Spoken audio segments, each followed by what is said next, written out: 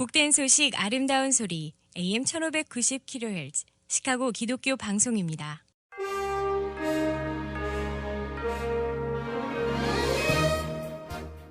11월 11일 수요일 KCBS 헤드라인 뉴스입니다. 미국 내 신종 코로나 바이러스 1일 신규 확진자가 13만 5,653명으로 최다 기록을 갱신하고 있습니다. 지난 3일 대선 이후 연일 10만 명 이상을 기록한 이후 최대 규모입니다. 이에 따라 일주일간 하루 평균 신규 확진자는 12만 3,619명이 됐습니다.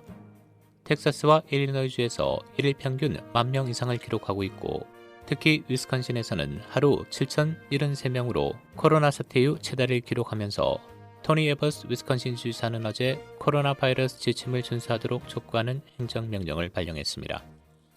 현재 미국 내 누적 확진자 수는 1,056만 8,714명으로 전 세계 5,195만 명의 약 20%를 차지하고 있습니다. 사망자도 어제 하루 동안 1,346명 추가돼 총 사망자는 24만 5,800명을 기록하고 있습니다. 미국 내 신종 코로나 바이러스 신규 확진자가 일주일 연속 10만 명을 넘어서면서 코로나19로 인한 입원 환자 수도 역대 최다를 기록했습니다. 언론에 따르면 미국 내 코로나19로 인한 입원 중 환자 수는 지난 9일 기준 6만 1,964명, 집중치료실 입원 환자 수는 11,952명입니다. 산소호흡 치료 환자도 3,205명으로 나타났습니다. 언론은 미국에서 입원 환자 수가 6만 명에 달한 적은 없었다며 CTO 데이터에 따르면 미국은 현재 매일 평균적으로 약 1,661명이 새로 병원에 입원한다라고 지적했습니다. 앤서니 파우치 국립알러지 전염병 연구소 소장은 언론 인터뷰에서 조금만 더 버티라며 혼란 수습을 시도했습니다. 트럼프 대통령 대선 캠프가 미시간을 상대로도 소송을 제기할 방침입니다. 언론에 따르면 트럼프 캠프는 어제 기자들에게 곧 미시간을 상대로 연방소송을 제기한다는 입장을 밝혔습니다.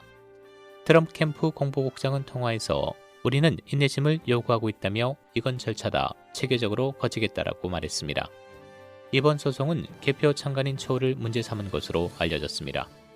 북러스트벨트에 속하는 미시간에선 지난 4일 디트로이트 개표 장소인 TCF 센터에서 공화당 소속 개표 참관인들이 자신의 당 소속보다 민주당 소속 참관인을 더 많이 들여보냈다며 항의하는 소동이 벌어진 바 있습니다. 트럼프 대통령의 대선 불복 전국에서 플로리다주로 떠나겠다던 마이크 펜스 부통령이 결국 휴가 계획을 취소했습니다.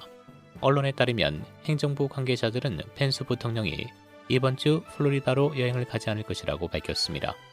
앞서 언론들은 펜스 부통령이 플로리다 세니블로 이동해 14일까지 쉴 예정이라고 보도했는데 차기 대선을 노리는 펜스 부통령이 의도적으로 트럼프 대통령과 거리를 두고 있다는 분석이 제기됐었습니다. 조 바이든 당선인이 향후 약 2주 내에 2021년 출범할 자신의 행정부 내각 인사 명단 일부를 발표할 수 있다고 밝혔습니다. 바이든 당선인은 어제 텔아비브 웰밍턴 기자회견에서 향후 강요 인선에 관해 최소한 2주 내에 추수감사절 전엔 알릴 수 있는 입장이 되길 바란다며 이같이 밝혔습니다.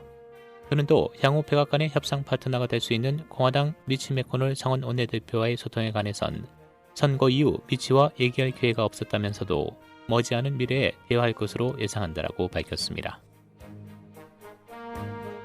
크리츠커 일리노이 주지사와 보건당국자들은 화이자 회사의 코로나 바이러스 백신이 질병 예방에 90%의 효과를 나타낸다는 낙관론을 표명했지만 공급에 영하 100도를 유지하는 것이 도전이라고 말했습니다.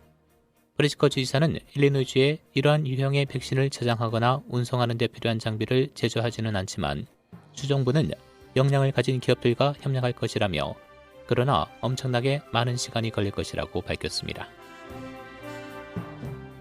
일리노이주 보건당국자는 어제 신종 코로나 바이러스 신규 확진자가 12,622명이 발생했고 사망자 79명 추가돼 누적 확진자 수는 50만 명을 넘겨 51만 1,183명, 총 사망자 수는 1,645명을 기록했다고 밝혔습니다. 하루 검사자 수도 10만 명을 넘는 신기록을 세웠습니다. 10만 1,955명을 검사해 평균 확진율은 12%로 나타났습니다. 또한 월요일 기준 코로나 바이러스로 입원한 환자 수는 4,742명, 이 중 911명은 응급실에, 399명은 인공호흡기에 의존하고 있다고 밝혔습니다. 조 바이든 당선인이 내년에 행정명령으로 트럼프 대통령의 프로라이프 정책을 뒤집을 계획입니다.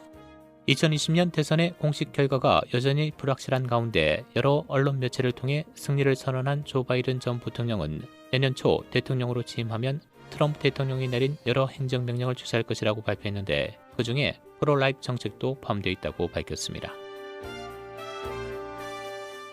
캘리포니아 칼보리 산유세 교회가 법원의 명령을 무시하고 실내에서 주일 예배를 드렸습니다.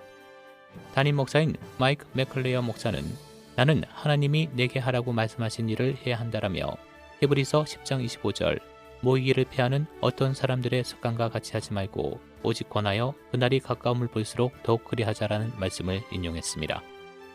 산타클라라 카운티는 현재 건강상의 이유로 예배는 최대 100명 혹은 최대 수용 인원의 25% 중 적은 쪽으로 제한하고 안면 마스크를 착용해야 하며 사회적 거리 두기를 지키되 찬양은 금지하고 있습니다. 날씨입니다. 오늘 기온이 40도로 대폭 내려간 쌀쌀한 맑은 날씨 보이겠습니다. 낮 최고 48도, 밤 최저 33도. 내일 대체로 맑겠고 낮 최고 55도, 밤 최저 30도. 금요일 맑은 쌀쌀한 날씨 이어지겠습니다. 낮 최고 42도, 밤 최저 28도. 토요일 대체로 흐리고 일부 맑은 지역이 있겠습니다. 낮 최고 49도, 밤 최저 46도입니다. 지금까지 KCBS 뉴스 박상준이었습니다.